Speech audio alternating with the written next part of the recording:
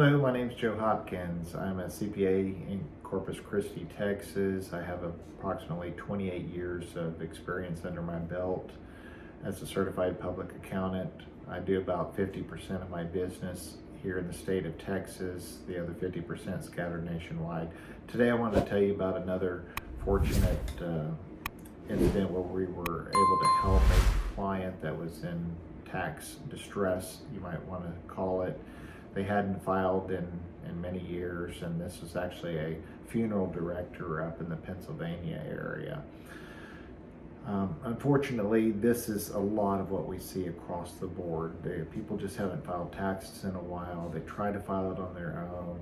And actually, this client gave us one of their 1040s that they had filled out, and none of the numbers were adding up on the 1040. So what does that tell you? They did the 1040 by hand calculator, whatever. The numbers just did not total up on the form itself. So we knew we had to start from scratch to help this client, but not only did we help revise their tax return, which amended it, which saved them a ton of money because they got assessed an immense amount of money.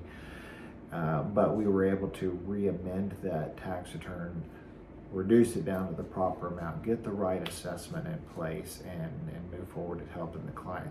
But not only that, we moved them from a Schedule C type business where there's self-employment tax at 15.3%, highest tax entity out there.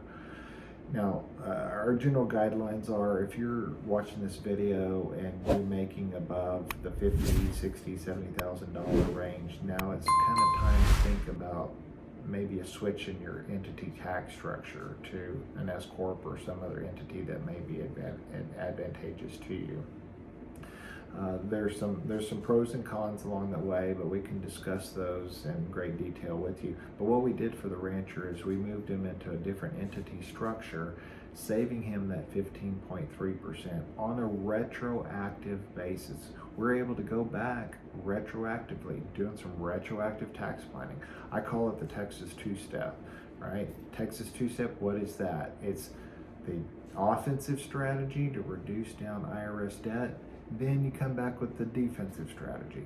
Reduce down the taxes as much as we can up front, and then wherever we can't reduce them down anymore, then let's play the defensive strategy. Okay, now whether we get a payment plan or a hardship case or an offer and compromise or something else, then we could take a look at those on the backside.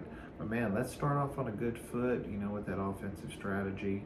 And in doing so, what I want you to do, I want you to write this down. If you're watching very closely, research late election S Corp.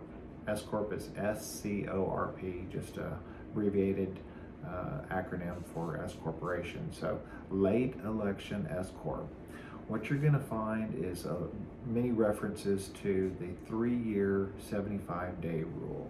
What that does is kind of a tax loophole with special wording that we got to put in on our side, or it won't get approved, is retroactively applying the taxes as it relates to a possible LLC structure that's already in place.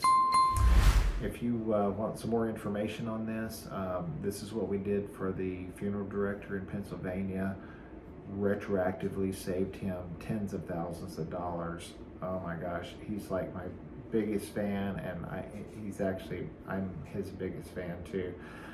Every time I call him, I say, hey, you're my biggest fan. I'm there for you. Very happy-go-lucky person, and now he's even more ecstatic. So he wrote us up a good review, one of many reviews. Come check out our website on our Google reviews if you haven't done so already at HopkinsCPA.tax. Just Google it, look at our Google My Business profile, and get in touch with us.